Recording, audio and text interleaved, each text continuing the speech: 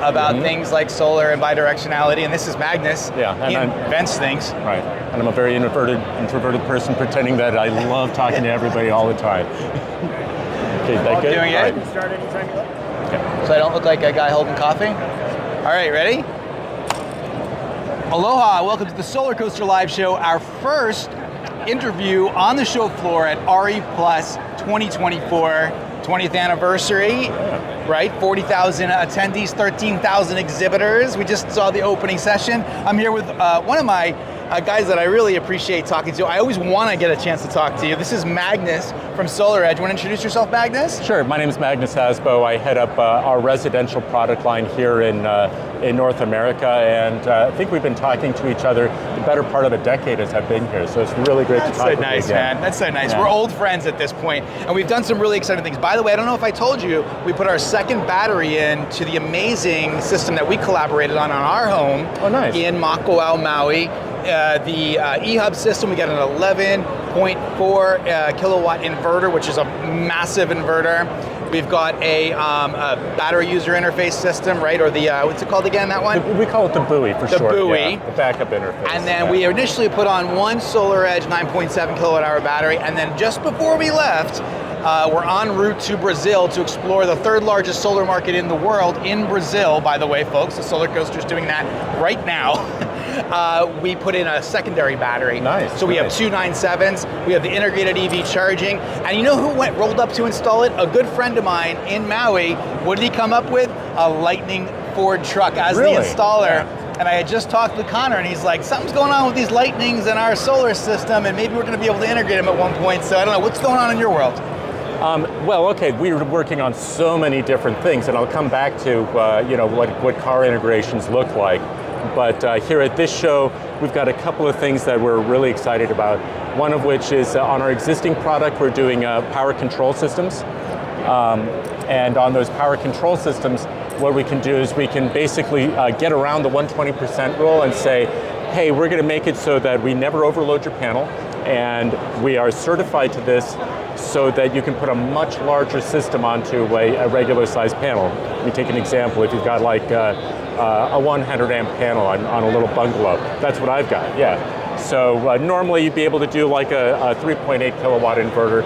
With PCS, we'll just measure how much current's going on there, and you can hook as big as an 11.4 or even a 15 kilowatt inverter system up to that panel. So just an ability to go in there and put in much larger systems without having to do a main panel upgrade.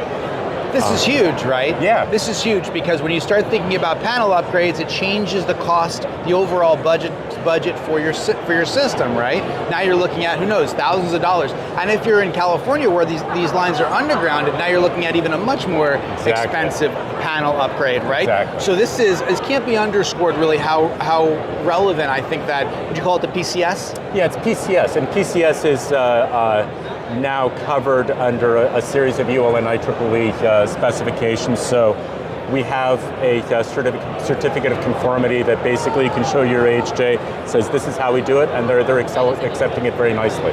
And I'm actually a case in point for this because we have 100 amp service. Hawaii, a lot of these homes are smaller homes. We don't have a lot of heating and cooling all the time up country in Makauao where we live. So if I had to move up to a 200 amp service to get all that solar that I want, ultimately for the transportation side of things, because I want to be able to power our EVs, I would have had to pay for that, but luckily I didn't because I'm able to get 11.4 because of this characteristic, right? That's exactly right. That's awesome. What else is happening? Well, let's see. We're also talking about our next generation battery and inverter system. RE Plus is a great place to start talking about the things that we have in the works. So we are doing a stackable battery system. Wax about that big, 4.4 kilowatt hours, stack it all the way up to 17.6 kilowatt hours, nice. And then put an inverter on top. So just a much more compact, much more scalable way of doing very large battery systems. Is that a new chemistry or the same chemistry? We're going to be using a lithium iron chemistry on this one. Lithium iron phosphate. Yeah. That's so interesting. Remember when we were talking with Lior like 6-7 years ago about the back and forth of your former one of the former founders. Lior and I were good friends. And we were talking about the chemistry shifts. So interesting. Shout out to Lior, if he's watching this, having the lithium iron phosphate conversation again. So fantastic, I mean, I think that with SolarEdge, there's just it's just such an elegant design. I've always really appreciated that. You know, the DC coupled architecture. Now we are going to eventually talk about BiDi. What else is going on besides that? Let's see. We are showing that. We're showing the PCS, as I said.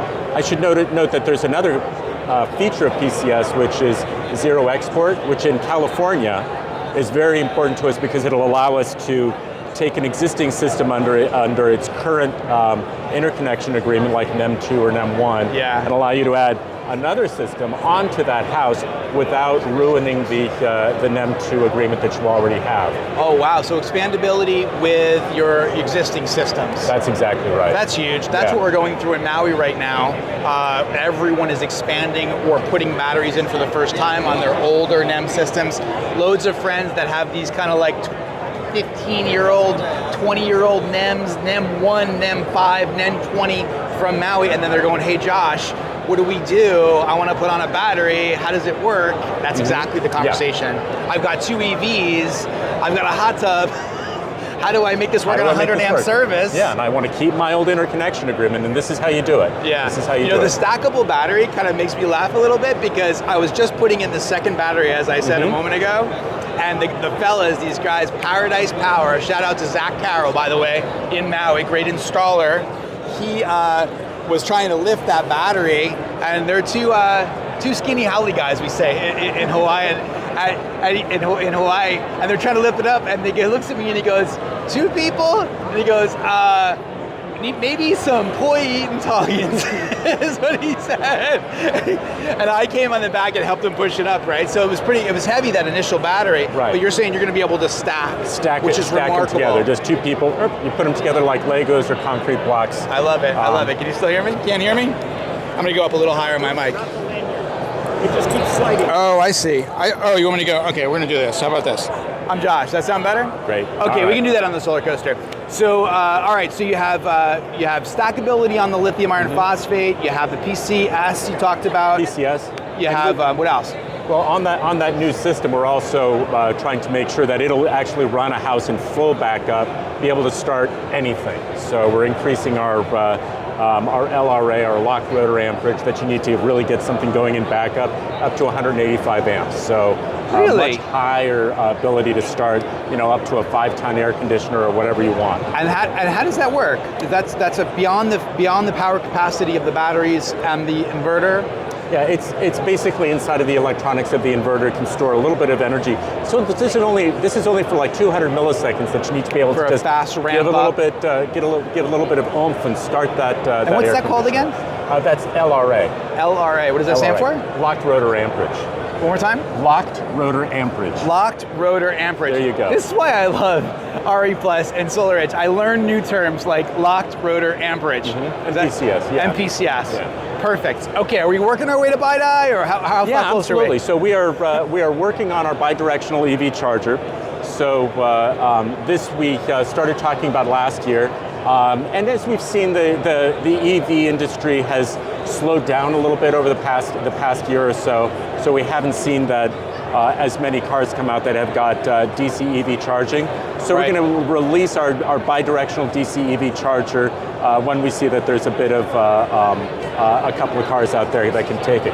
Having said that, all the automakers are committed to doing this, and we have a bidirectional DC EV charger that will allow you to charge the car directly from DC, from your rooftop and from your battery. It'll also allow you to pull DC from the car and use it to power your house. So it's almost like a really elegant way of putting as much as 100 kilowatt hour battery onto your PV system.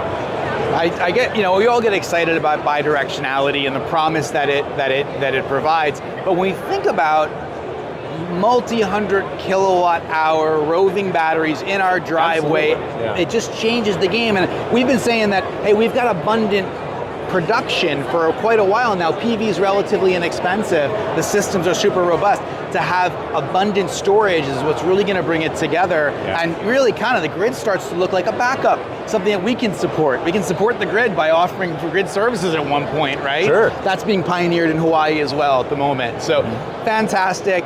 I told you my installer rolled up with a Ford Lightning. Is there anything you can say about that? Sure. So this isn't a formal product, but what we do is our backup interface will interface with generators, right? So typically when we think of generators, we think of something that sits there that uses gasoline. But what we've found is that if you'd like to, you can use a Ford Lightning, treat it as a generator, plug it into our backup interface, and use that to power your house. It's a very elegant way of doing that. So Zach Carroll, my installer, comes over to install the second battery we talked about, that 9.7. He rolls up on Paradise Power. He just leased his Ford Lightning, and I had a conversation with Connor a moment ago. Yeah. And I said, hey man, we can plug that in. And he's like, what?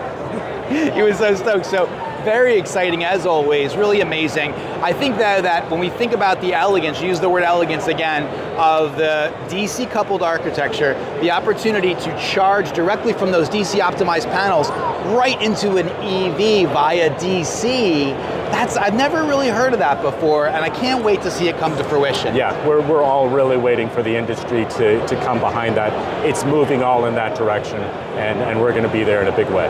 Fantastic. Well, it's great to talk to you again, Magnus. Love what SolarEdge is doing. Thank you so much for everything. My Happy pleasure. RE Plus 20th anniversary. Enjoy the show. All right. Great, thanks. Aloha, folks.